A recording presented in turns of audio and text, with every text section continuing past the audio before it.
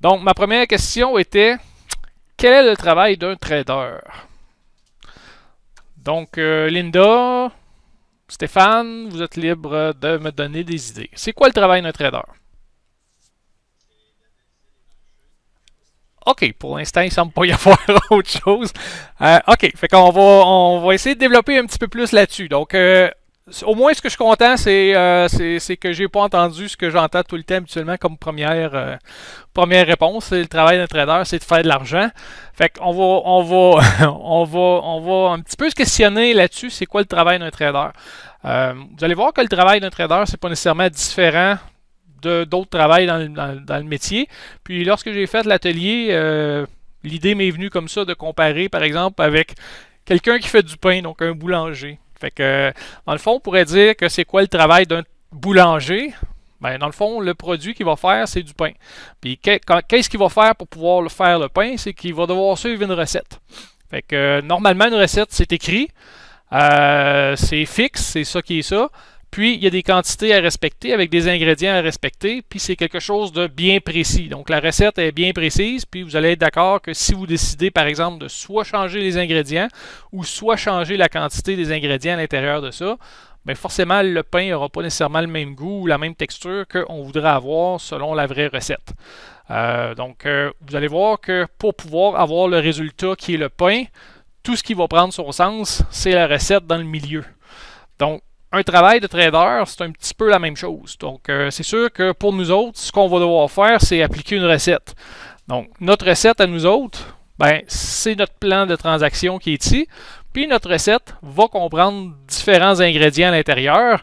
Puis, tous ces ingrédients-là vont devoir être dosés de la bonne façon pour justement pouvoir donner le résultat qu'on cherche à avoir.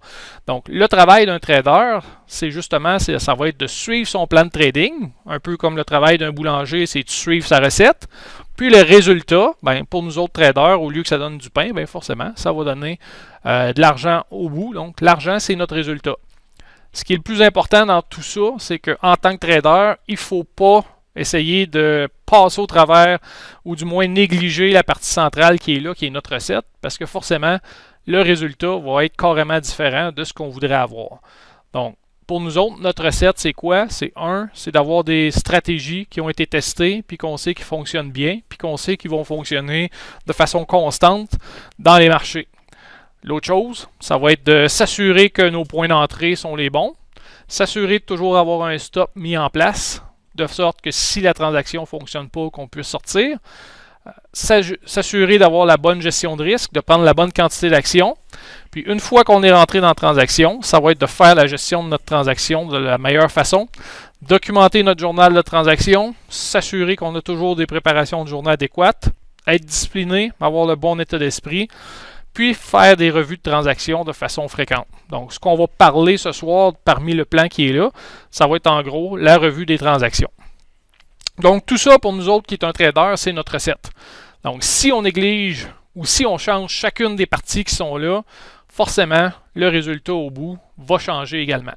Donc, c'est une petite comparaison que j'ai faite avec le boulanger, avec sa recette pour faire son pain, mais qui est exactement la même chose pour nous autres. Donc, la majeure partie du temps, on va essayer de négliger ce qui est dans le milieu. On va essayer de négliger la recette pour essayer d'avoir l'argent direct. Mais cette façon de faire-là ne fonctionne pas et ne fonctionnera pas jamais sur une base constante à long terme. Donc, n'oubliez pas que la recette, c'est ce qui est le plus important dans tout ça. Ensuite, vous autres, en tant que trader, si vous aviez à définir une journée, une semaine ou un mois qui vous satisferait. Donc, si on regarde, on fait l'analyse de votre mois, puis je vous demande qu'est-ce qui fait que à l'intérieur de votre mois, vous êtes satisfait de vos transactions.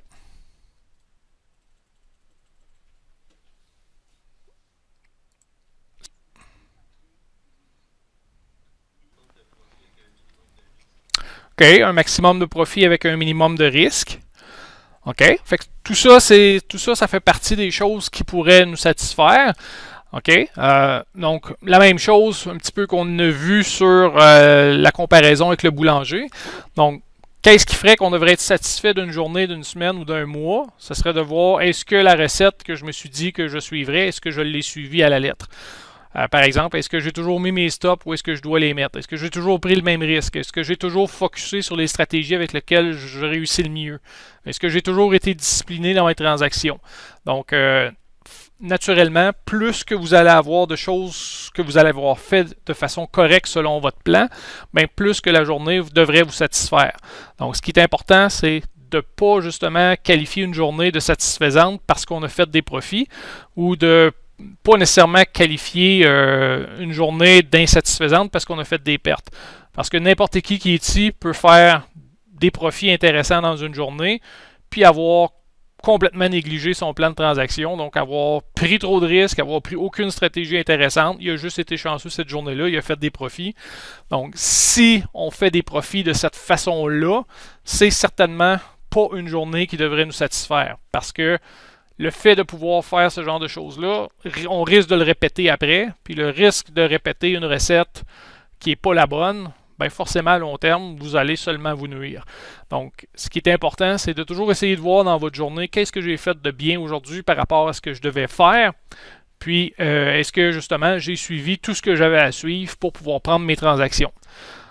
Donc, tout ça qui est ici, vous allez voir à quel point ça devient important au fur et à mesure qu'on va transiger. Puis, c'est votre travail en tant que trader de vous assurer que vous respectez tout le temps la recette de la bonne façon et de ne pas nécessairement vérifier vos journées en termes de profit et perte, parce que c'est la meilleure façon de ne pas progresser dans ce milieu-là. Si je vous demandais, si on analysait vos résultats, par exemple, de novembre, puis je vous demandais comment vous pourriez faire pour améliorer ces résultats-là, qu'est-ce que vous me diriez?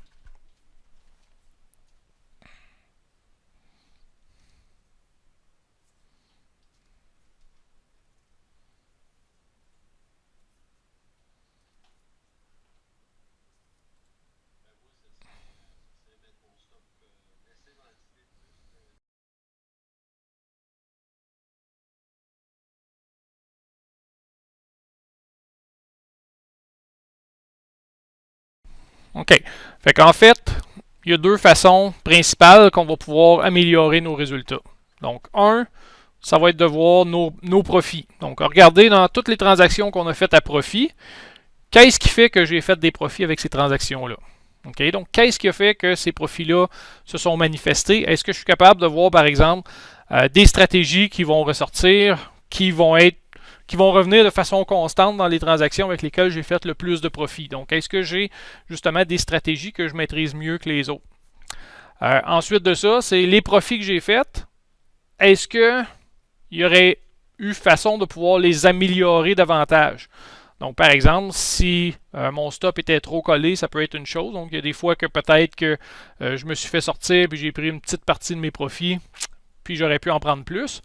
Mais l'autre chose, des fois, ça peut être de vérifier est-ce que j'avais la bonne quantité d'actions, est-ce que j'ai pas assez pris de risque sur la transaction en tant que telle, est-ce que j'ai été trop impatient, donc le titre a monté d'une pièce, mais après 5 cents, j'étais déjà sorti puis j'ai pris mes profits, donc j'ai pris 5 cents puis le titre était prêt à m'en donner une pièce.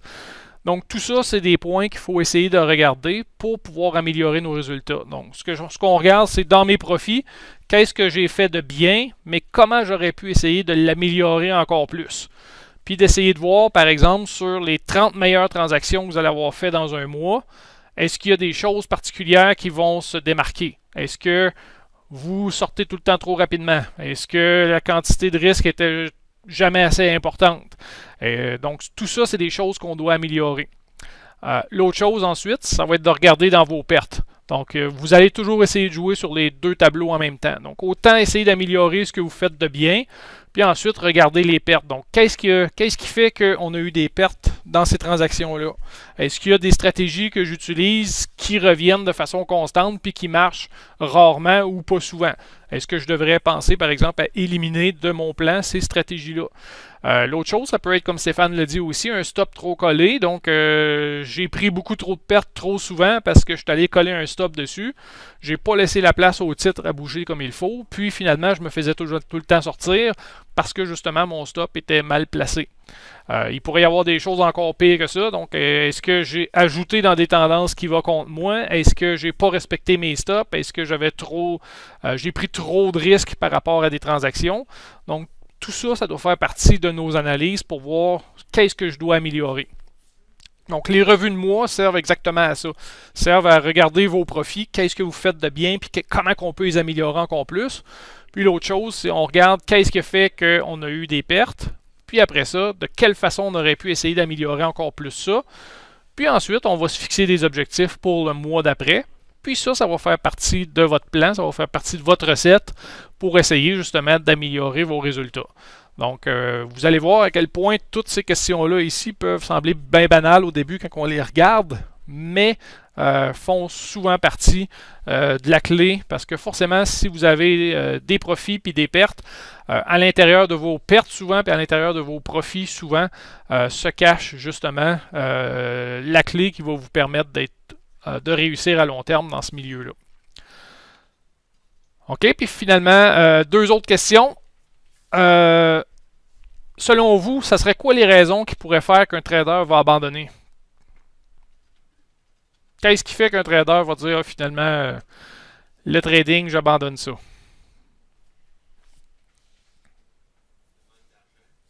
Le manque d'argent. OK. Le manque de discipline. OK. Ouais, tout à fait. Absolument. Ensuite.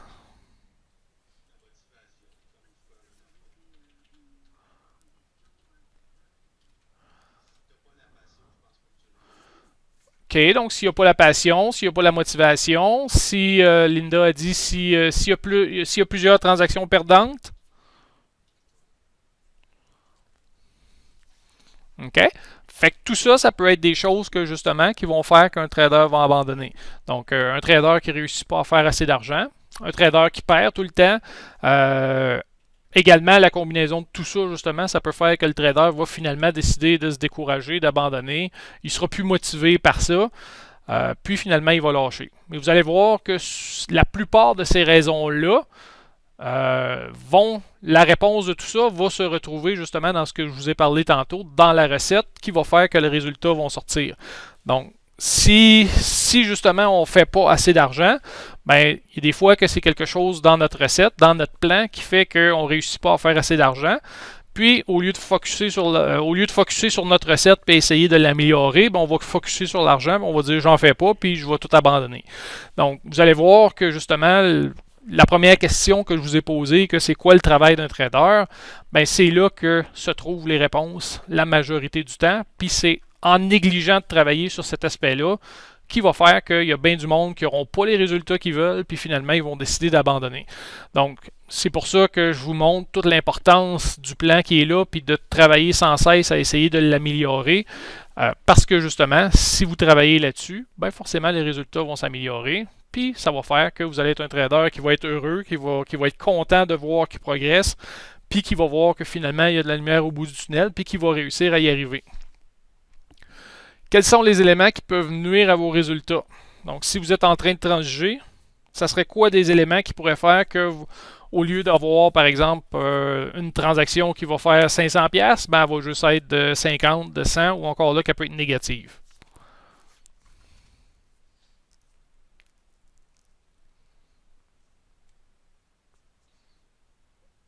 Des idées? OK, donc si on gère mal notre transaction, si on gère mal l'argent qu'on investit, donc ça veut dire que si tu prends pas assez de risques ou trop de risques, donc tout ça, ça peut faire des choses qui vont nuire à nos résultats. Ensuite, OK, l'impulsivité, donc transiger avec des émotions. Excellent. Ensuite, transiger contre la tendance. Excellent. Ensuite, OK, essayer de deviner, essayer de prédire l'avenir au lieu de transiger ce qu'on voit. Excellent.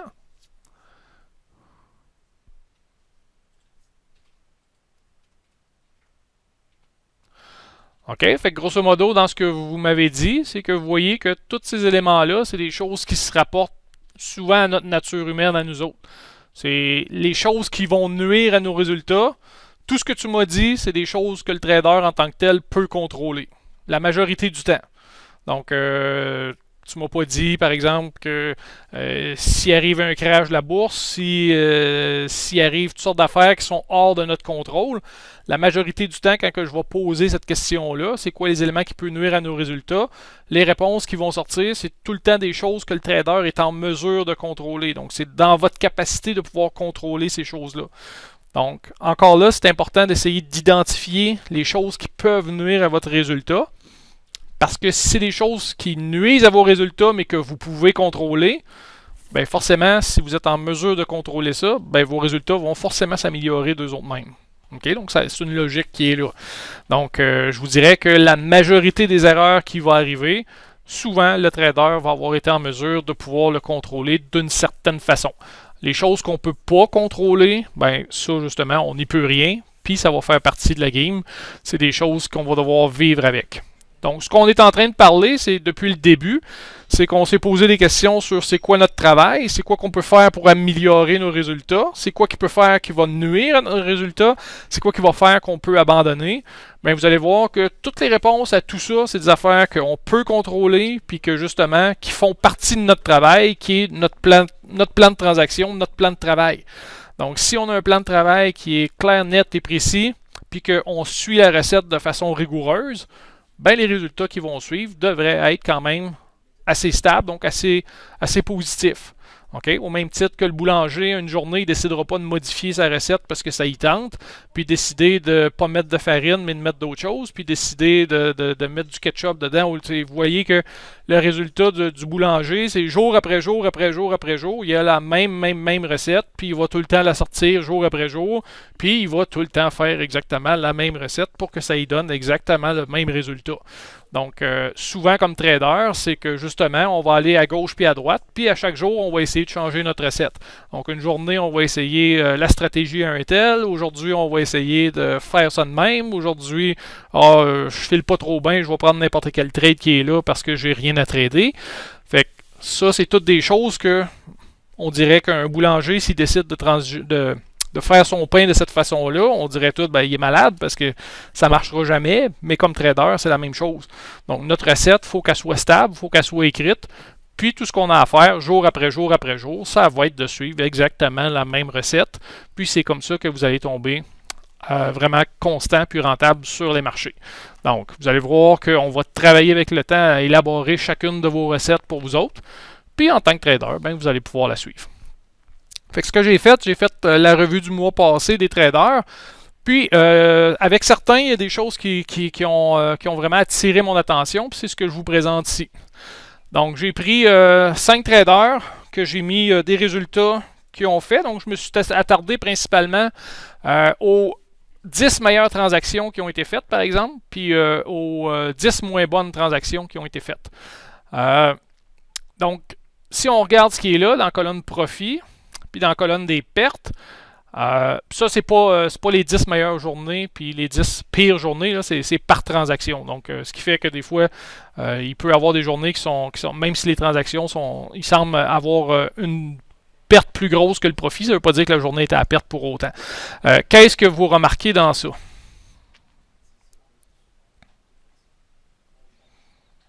Est-ce que vous autres, comme trader, il y a des choses qui vous sautent aux yeux si vous regardez ça?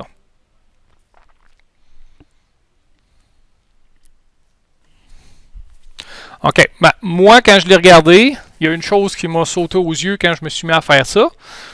C'est que si je regarde les meilleurs profits qui sont ici versus les pertes qui sont là, à part celle-là ici où est-ce qu'il y a un profit qui est 2 fois plus important que la perte qui est là, le reste, les meilleurs profits sont même pas capables de couvrir les pertes. Donc les pertes sont tout le temps beaucoup plus importantes que les meilleurs profits qui sont ici.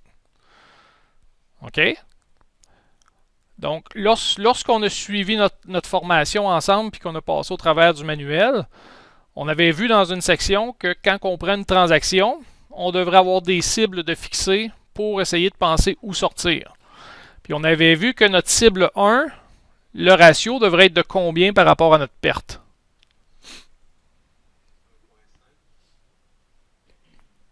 OK.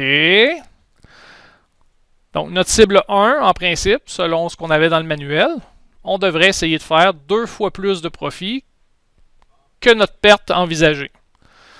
OK? Donc, si on transige de façon à essayer de tout le temps faire 2 fois plus de profit que de pertes, est-ce que c'est normal que si je regarde ça ici, que ces profits-là soient tous plus petits que les pertes qui sont là? Donc, c'est pas normal, parce que si ma perte maximum, par exemple, si je prends l'exemple du trader 2 qui est ici, si ma perte maximum était de 17$, puis ici, il l'a respecté, bien forcément, dans la colonne l'autre bord ici, je devrais voir des profits qui sont au moins 2 fois plus importants que ça. Dans ce cas ici, les profits sont tous plus petits que la perte maximum qui est ici. À part le trader 3 qui est ici, qui a fait un 40$ versus le 20$, donc il a fait 2 fois plus que la perte qui est là. Toutes les autres, la majorité, on est tout en dessous des pertes qui sont là. Ce qui fait que ça donne tous des ratios qui sont, pour la plupart, 1 et moins. Alors qu'ici, on devrait avoir des ratios qui sont 2 et plus, en principe. Vous me suivez? OK. Donc, ce genre d'analyse-là, ce qui est important, c'est justement quand on va analyser nos transactions à la fin du mois, c'est qu'on va prendre le temps de regarder c'est quoi mes profits que j'ai générés, c'est quoi mes pertes que j'ai générées, c'est quoi le ratio que ça me donne, puis est-ce que ce ratio-là, c'est un ratio qui est intéressant ou pas. Donc, dans ce cas ici, une fois que ça c'est fait, comme je vous ai dit tantôt, la meilleure façon pour essayer d'améliorer les résultats, on va jouer sur 2 tableaux en même temps. Ça va être soit que je vais travailler à améliorer mes profits qui sont ici.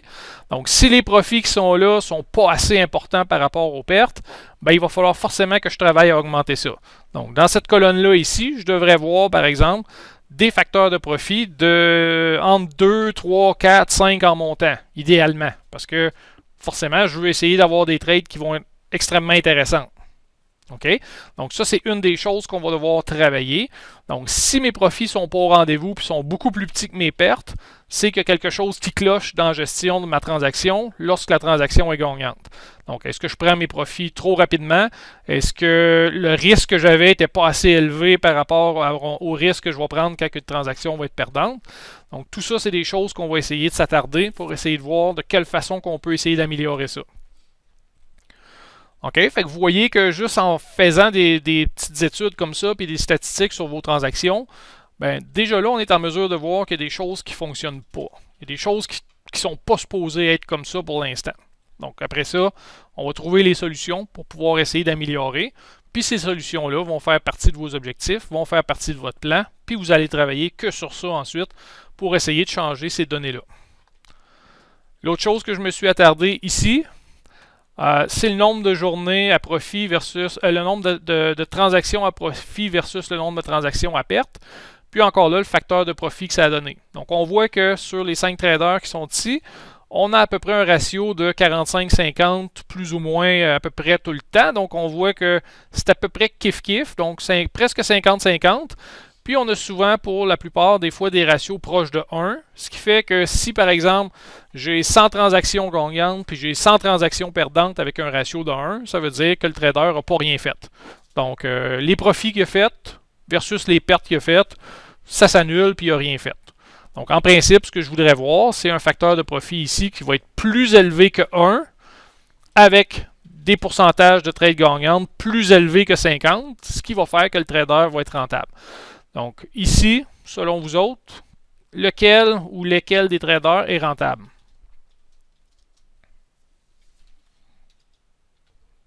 Exact, il n'y en a pas un. OK, donc il n'y en a pas un qui est rentable dans ça, justement parce que le facteur de profit qui est là, il est beaucoup trop bas. OK? On pourrait avoir, par exemple, un facteur de profit de 1, puis être rentable, mais à condition que, par exemple, le pourcentage de trades gagnantes soit 95, 96, 98%. Donc, dans ce cas ici, ça pourrait être possible, mais avec un facteur de presque 50-50, c'est-à-dire un pourcentage de trades gagnantes puis trades perdantes de presque 50-50, puis un facteur et 1 et moins, ça veut dire que c'est impossible de faire de l'argent avec des facteurs comme ça. Puis, si on continue à transiger sur cette façon de faire-là, ben, dans 2 mois, dans 5 mois, dans 6 mois, les statistiques, s'ils continuent à être comme ça, ben, on ne sera pas plus rentable. Donc, ce qu'il faut faire si on veut être rentable, c'est changer ces statistiques-là ici. Donc, changer notre façon de faire pour venir modifier les statistiques, puis de cette façon-là, on va tomber rentable. Donc, c'est là notre travail, justement, d'analyser tout ça.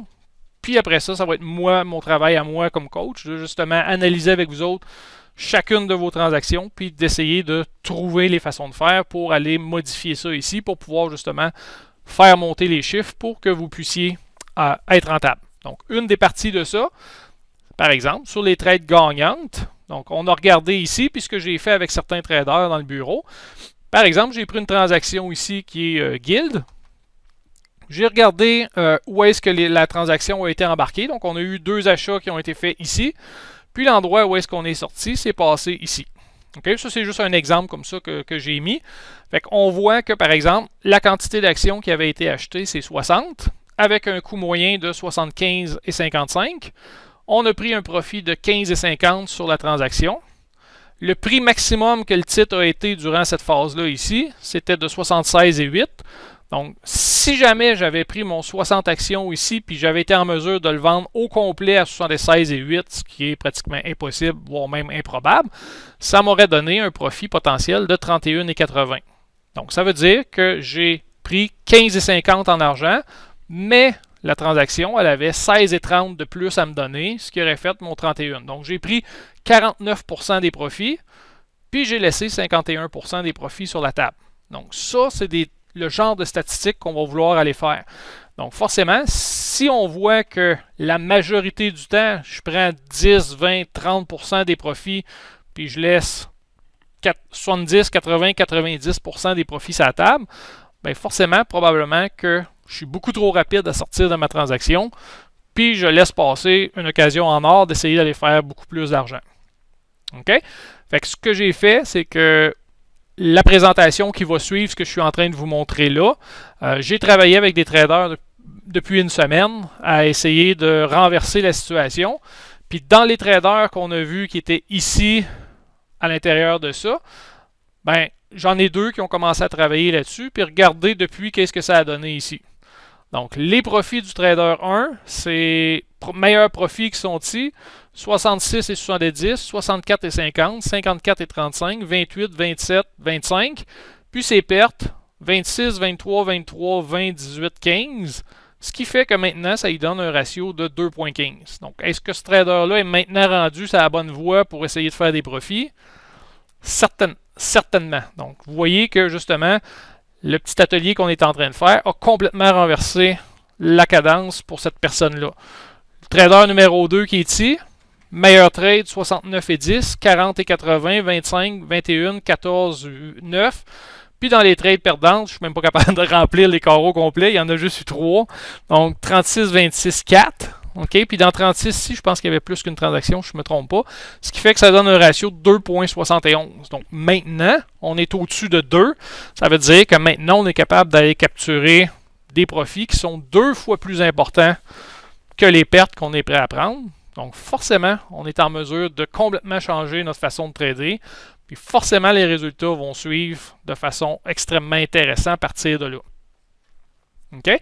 Donc, ce que je vais vous présenter un petit peu plus tard aussi, je pourrais vous l'envoyer si jamais vous ne l'avez pas. Mais ce que j'ai fait dans le petit fichier Excel que je vous avais déjà envoyé, ou du moins il est sur le site où est-ce que vous faites vos formations, j'ai rajouté un petit onglet qui est là, qui va vous permettre de rentrer vos transactions, puis de calculer le facteur de profit sur vos trades ici, pour voir est-ce que je suis en mesure, par exemple, de sortir des facteurs de profit intéressants, donc c'est-à-dire 2 et plus souvent sur mes transactions. Donc, par exemple, ici, le profit a été de 42,5, puis le risque était de 25. Ici, le profit a été de 55,75, le risque était de 25. Donc, on voit que le facteur de profit est quand même beaucoup plus important que ce que c'était avant. Puis après ça, ici, combien de pourcentage de la transaction j'ai été en mesure de capturer. Donc, 74% de la transaction des profits disponibles ont été pris dans ce 42-là et demi. 48% ici, puis 40%. Donc, ce qu'on va essayer d'éliminer, c'est le plus possible, c'est tout ce qui est en bas de 50. Donc, ce qu'on va essayer d'aller chercher, c'est le maximum de profit possible. Fait que ça ici, je vais travailler avec vous autres pour vous le montrer aussi, pour que vous puissiez le faire. OK? Fait que ça va être un petit onglet qui va être là de plus. C'est une affaire de rien remplir. Je vais vous le montrer. C'est hyper rapide à faire, mais au moins, ça va vous donner à la fin même de votre journée un indicateur tout de suite pour vous dire est-ce que mon facteur de profit sur ma trade est intéressant ou pas. Puis, essayer de corriger le tir tout de suite lorsque ça va se passer. Donc, si on voit qu'on est moins patient, par exemple, ou encore là, si on n'a pas assez pris de risque sur notre transaction, ça va être quelque chose d'important. Donc, qu'est-ce qu'on va faire pour pouvoir faire ça? Donc, notre travail, notre recette en tant que trader, ce qu'on veut, c'est planifier une transaction. Après ça, vérifier si ma transaction fait un sens. On va l'exécuter. Puis après ça, on va en faire le suivi pendant que la transaction est en cours. Donc, tout ce qu'on a à faire, c'est répéter ça jour après jour. Donc, notre recette va être comprise dans ça. Donc, notre recette pour nous autres, pour pouvoir réussir, ça va être de mettre à profit cette recette-là. Donc, qu'est-ce qu'on va faire pour planifier une transaction? Bien, on va voir quel type de transaction qu'on peut faire. Donc, par exemple, on a divisé la journée en deux. Donc, soit que je vais faire des stratégies d'ouverture de 9h30 à midi à 10h, ou soit que je vais faire les autres stratégies qu'on a vues ensemble dans la formation, qui vont être de 10h à 16h. Donc, les stratégies, on les a nommées ici. Puis encore là, comme je vous ai toujours dit, le but, c'est pas d'essayer de connaître toutes ces stratégies-là puis d'être bon dans tout ça, mais c'est d'essayer de voir lequel vous va le mieux, puis lequel vous maîtrisez le mieux. Puis une fois que vous allez avoir cerné dans quoi vous êtes bon, puis dans quoi qui va le mieux, ça va continuer, ça va être juste de continuer à toujours faire la même affaire. Donc, c'est pas plus compliqué. Le boulanger, pour faire son pain, il a la même recette à tous les jours. Ben, vous autres, comme traders, si vous êtes bon dans quelque chose, ça va être de répéter la même affaire jour après jour, jour après jour, jour après jour. Et c'est comme ça que vous allez devenir vraiment rentable. Donc, dans nos stratégies, il y a des choses qu'on va devoir vérifier avant de prendre notre stratégie. Donc, on les connaît déjà. Donc, c'est quoi les caractéristiques de ma stratégie? Donc, les phases, ça va être quoi la stratégie pour cette phase-là? Donc, tout ça, c'est des choses que vous avez vues. Dans votre manuel, toutes les caractéristiques de chacune des stratégies sont écrites aussi. Donc, vous pouvez les apprendre par cœur puis voir. Ensuite, ça va être quoi mon entrée potentielle à planifier? Où est-ce qu'il va être mon stop? C'est quoi ma gestion de risque? Donc, combien je suis prêt à risquer par transaction? C'est quelle quantité d'actions que ça va me donner? Puis après ça, ça va être de calculer ma cible. Donc, ma cible 1 devrait être 2 fois plus que le risque que je vais prendre. Autre chose, si je prends un risque, comme on a vu par exemple, je prends un risque de 50$ par transaction, bien, assurez-vous que votre risque soit toujours de 50$. Parce que si une fois vous prenez un risque de 50$, puis la transaction ne fonctionne pas, puis vous prenez une perte de 50$, bien, le fait après ça de prendre une autre transaction puis de baisser votre risque à 20$, mais cette transaction-là fonctionne puis elle vous donne 2 fois votre risque, bien, elle va juste vous avoir payé 40$, vous allez avoir perdu 50$, vous allez être encore à perte de 10$, tandis que si vous aviez repris le même 50$, que vous aviez fait 2 fois le risque, avec la transaction gagnante, ça aurait donné 100$, moins le 50$ que vous avez perdu, vous seriez à profit de 50$. Donc, le fait de faire varier votre risque de façon constante tout le temps, donc une fois j'augmente le risque, je le diminue, je l'augmente, ça va nécessairement nuire à vos résultats à long terme. Donc, ce qu'on veut, si par exemple vous avez 200$ à transiger dans votre journée, bien, décidez combien de transactions vous voulez faire avec ça. Par exemple, je veux faire 4 transactions dans ma journée, bien, ça va faire 4 fois 50$ que vous allez être prêt à risquer. Puis, ça va être comme ça que vous allez faire vos transactions. OK, donc le risque devrait être égal tout le temps, sinon les résultats vont forcément fluctuer et justement, ça va vous nuire. Donc, les caractéristiques de la stratégie comme telle, je vous l'ai dit, donc ça va être de voir chacune des caractéristiques dans votre manuel de formation, donc ça vous le savez déjà. L'entrée potentielle, la stratégie doit être parfaite sur le niveau de temps qu'on veut transiger, par exemple en 5 minutes. Puis l'entrée doit correspondre également sur le niveau de temps plus petit. Donc, si j'ai une stratégie haussière en 5 minutes, ce que je veux essayer d'avoir, par exemple, c'est une stratégie haussière sur mon 1 minute aussi pour pouvoir faire mon entrée. Donc, mon but, c'est toujours d'essayer de voir un petit peu qu'est-ce qui fait que des fois, les résultats ne sont pas ce qu'ils devraient être. Puis, la plupart du temps, ce que je vois, c'est que justement, on prend une transaction, mais lorsqu'on commence à être à profit, on prend nos profits bien trop rapidement. Fait que je me suis posé la question, qu'est-ce que je pourrais vous donner comme outil pour essayer de faire que vous allez être plus patient dans votre transaction. Puis je me suis rappelé un petit peu l'atelier que je vous avais donné sur les momentum, puis j'ai décidé de revenir un petit peu avec un mélange de deux choses. Fait que c'est ce que je vais vous présenter ici. Donc par exemple, j'ai un graphique du côté gauche qui est mon graphique en 5 minutes, puis j'ai mon graphique en 2 minutes par exemple sur mon niveau de temps à droite. Par contre, les deux sont dans des choses différentes. Donc, mon graphique 5 minutes, c'est des chandelles japonaises ordinaires, mais mon graphique sur le niveau de temps plus petit, j'ai utilisé le Heikin Ashi.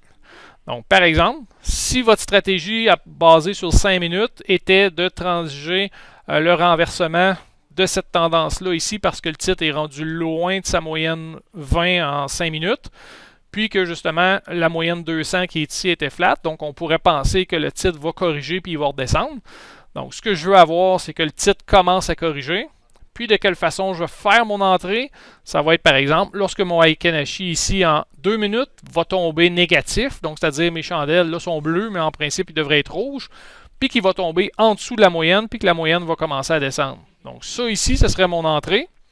Puis ensuite, ce que je vais essayer de faire, c'est de tenir ma transaction tant et aussi longtemps que le titre va rester avec des chandelles négatives, puis qu'il ne retombera pas positif ici. Donc, mon but, c'est pas d'embarquer dans la transaction ici, puis 5 cents plus tard, je suis sorti, parce que j'aurais laissé tout ce mouvement-là passer. Donc, ce que je veux, c'est essayer d'être avec la transaction, puis de rester avec le plus longtemps possible.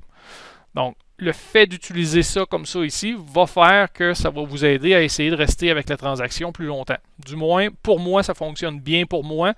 Même si encore des fois, le Heikin Ashi me dit de ne pas sortir tout le temps, des fois, je suis porté à essayer de vouloir sortir pareil. Mais quand même, je vous dirais que quand je l'utilise, ça m'aide beaucoup à essayer de rester avec ma tendance, puis de rester longtemps avec. Donc, si ça fonctionne bien pour moi, ça risque de fonctionner bien pour vous aussi, si jamais vous avez tendance à sortir trop rapidement. OK? Donc, ça, c'est une des choses. Donc, j'utiliserai le niveau de temps en 5 minutes, par exemple, avec des chandelles ordinaires, puis j'utilise mon Heikin Ashi en un niveau de temps plus petit. Ça pourrait justement être une façon de faire pour pouvoir rester plus patient. Donc, on va voir un autre exemple ici. Supposons que le titre de Starbucks en 5 minutes, je vois qu'il fait genre de pullback ou genre de pause. Bien, il est aussi en 5 minutes. Puis, ce que je vais essayer de faire, c'est embarquer dans le pullback ou dans la pause qui était ici lorsque mon 2 minutes ou mon 1 minute va retomber positif. Donc, on voit que l'Heikin Ashi ici est retombé positif. Puis, ce que je vais essayer de faire, c'est de le garder tant et aussi longtemps que le titre ne reviendra pas en dessous de sa moyenne puis que la moyenne va retourner. Même chose ici, j'aurais embarqué, puis j'aurais essayé de le tenir tant et aussi longtemps que le titre aurait monté. Donc ça ici, encore là, c'est des outils qu'on essaie de regarder pour voir est-ce que ça peut nous aider à garder notre patience et tout ça. Donc les deux personnes à qui je l'ai fait tester présentement, vous avez vu les résultats, à quel point ça retournait de bord. Donc ils ont maintenant des profits beaucoup plus importants que les pertes. Puis ce qu'ils ont utilisé, c'est entre autres ça ici pour essayer d'avoir une transaction gagnante puis rester le plus longtemps possible dedans. Parce que justement, une transaction qui va vous rapporter, c'est le temps qui va faire la plupart du temps que le titre va pouvoir aller dans la bonne direction. Un autre exemple, donc QCOM qui est ici en 5 minutes, il était négatif, donc il est en train de descendre en phase 4. On a eu 2 rebonds qui se sont faits proches de sa moyenne.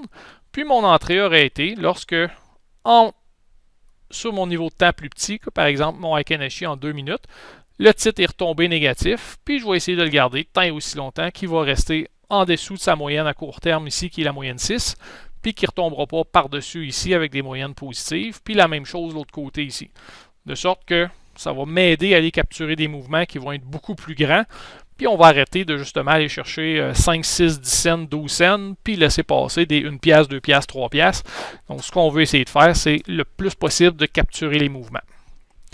Donc, je vous ai mis des petites notes à prendre à ce sujet-là ici. Donc, on devrait penser short seulement. Lorsque le titre est en dessous de la moyenne descend vers le bas, qu'on a des chandelles rouges qui sont captifs en dessous de sa moyenne. Puis forcément, comme on l'avait vu, le haut des chandelles, quand ils sont droits, c'est qu'on a un mouvement qui est certain. Ça veut dire qu'on a un momentum qui est quand même assez fort. Donc, ce qu'on veut essayer de faire, c'est rester avec le titre tant et aussi longtemps qu'il va rester négatif comme ça. Ou encore là, qu'il n'aura pas atteint au moins notre cible 1, qui serait 2 fois mon risque. Donc, en principe, ne pas tenir de position longue dans les tendances baissières. Donc, si je suis long dans le titre puis que je vois que sur mes niveaux court terme, il est rendu négatif puis qu'il descend comme ça, je devrais forcément plus être dedans puis je devrais fermer ma transaction. Je devrais penser long seulement lorsque le titre est au-dessus de ses moyennes, que les chandelles sont vertes ou dans ce cas ici, l'exemple que je vous ai montré sont blanches. Le bas des chandelles, s'il est droit, ça veut dire que c'est un mouvement qui est certain et qui est fort, donc le momentum est bon. Puis je vais essayer d'entrer dans la transaction lorsque justement le mouvement de transition va se faire entre le mouvement des vendeurs qui était ici, puis mon mouvement des acheteurs qui est revenu au-dessus de ma moyenne, puis qui est rendu captif. Puis je ne dois pas tenir de position short ou de vente à découvert dans des tendances qui vont être haussières comme ça. Donc si vous faites juste mettre à profit ce que je suis en train de vous montrer là, vous allez voir à quel point justement les résultats que vous allez faire vont changer du tout au tout. Donc, mon risque, bien évaluer le risque, entrer dans une stratégie avec un risque trop faible ou trop élevé va certainement nuire à votre réussite.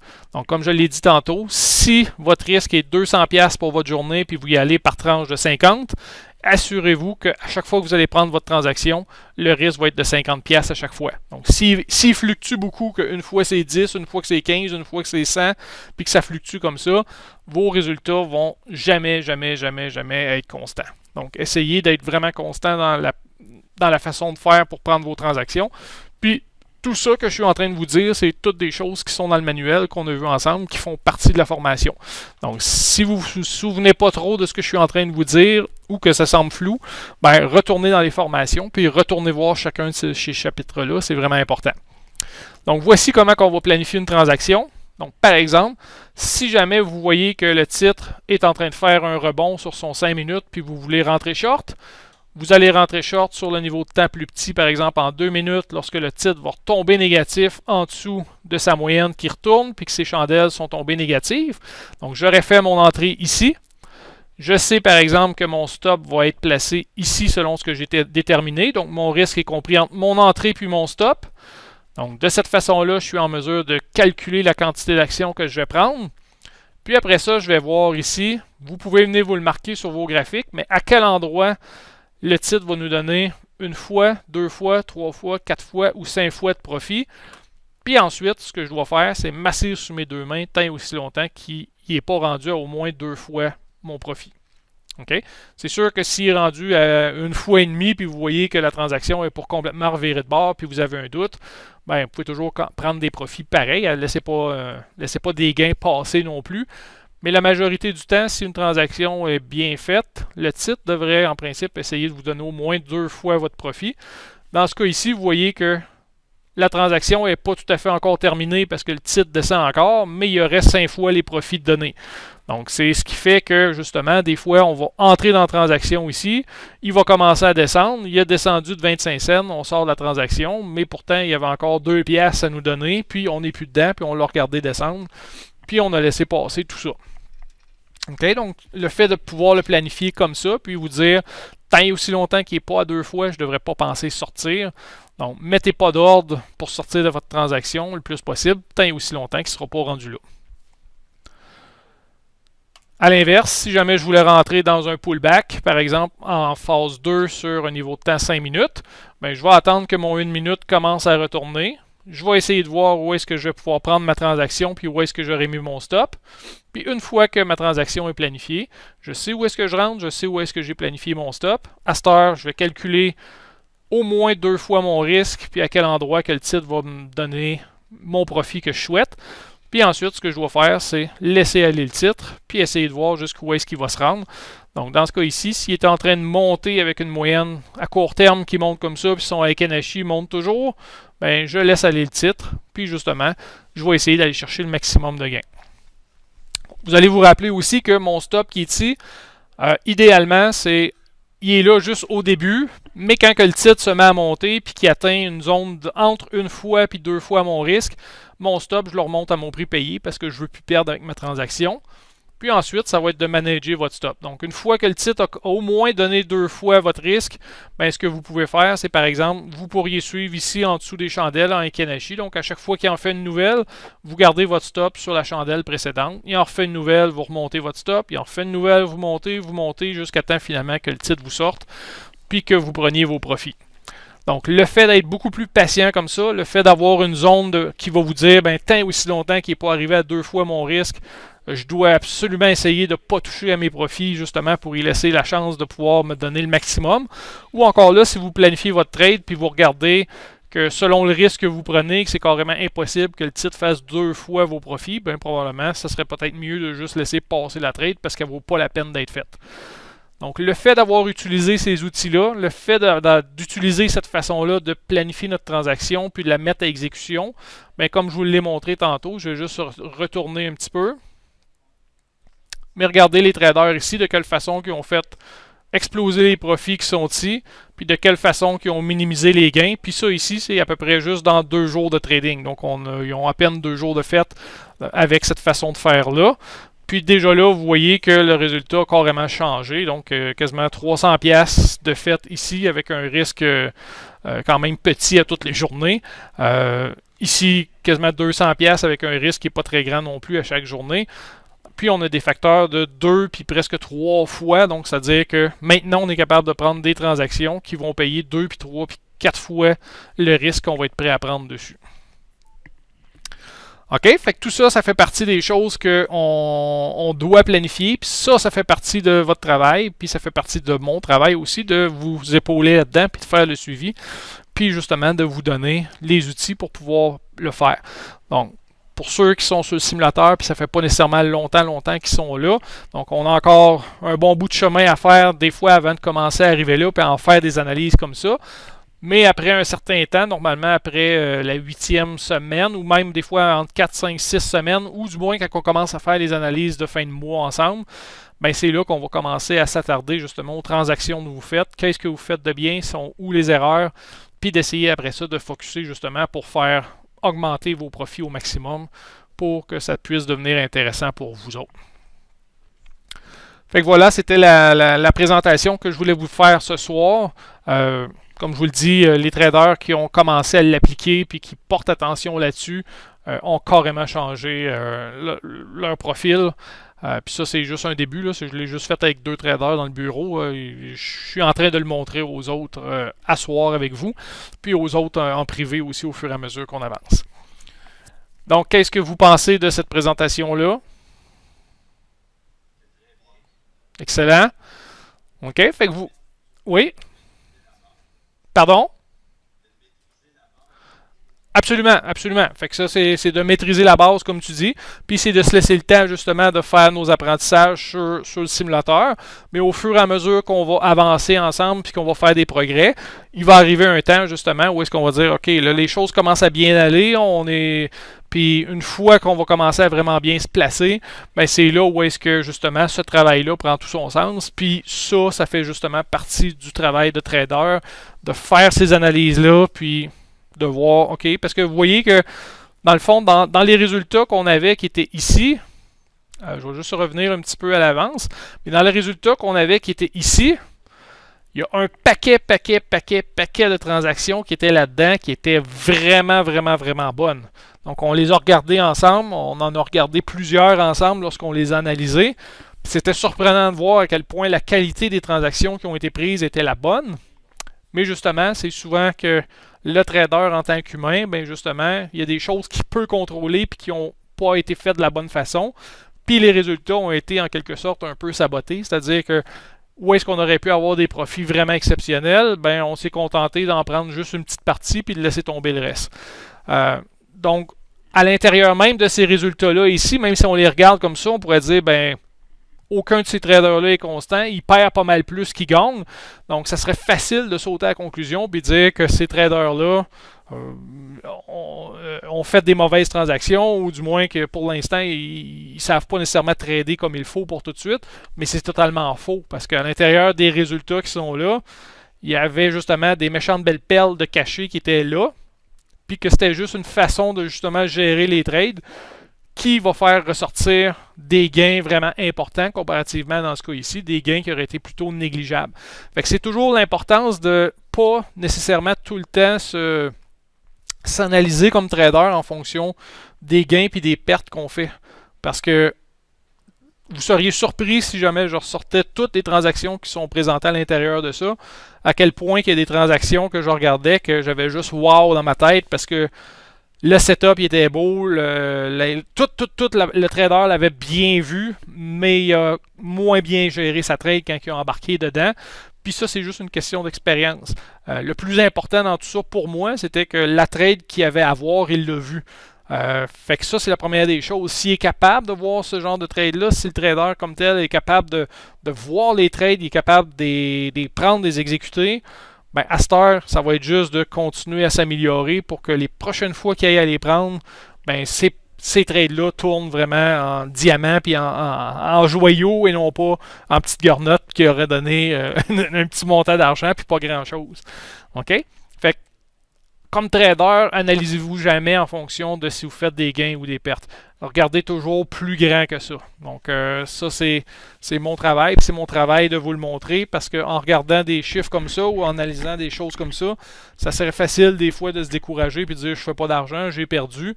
Alors qu'à l'intérieur même de ça, la clé de votre réussite est là parce que il y avait bien des choses qui ont été faites de la bonne façon. C'était juste que ça a moins bien été exécuté si on voulait. Donc, ça va être juste de continuer à faire ce qu'on fait là, d'améliorer notre recette, puis vous allez voir à quel point ces résultats-là vont exploser. Puis ça va être exactement les mêmes trades que vous allez prendre, les mêmes patterns, les mêmes stratégies, mais les résultats seront carrément pas les mêmes parce que vous allez avoir justement bien dosé chacune des choses dans votre recette. Donc la patience, la stratégie, le bon risque, la bonne entrée, le bon stop, la discipline, le bon état d'esprit, puis vous allez voir que justement les résultats vont carrément changer. Puis pourtant, vous allez continuer à faire carrément ce que vous faisiez. Donc, ça, c'est vraiment ce qui est le plus important dans tout ça. Donc, voilà le travail de fin de mois, le travail de coach, à quoi ça consiste. Ça consiste justement à vous faire voir des fois ce qu'on ne voit pas, puis à vous faire réaliser des choses que je sais que vous êtes capable de faire, puis que des fois, c'est juste une petite question d'ajustement, puis les résultats vont exploser.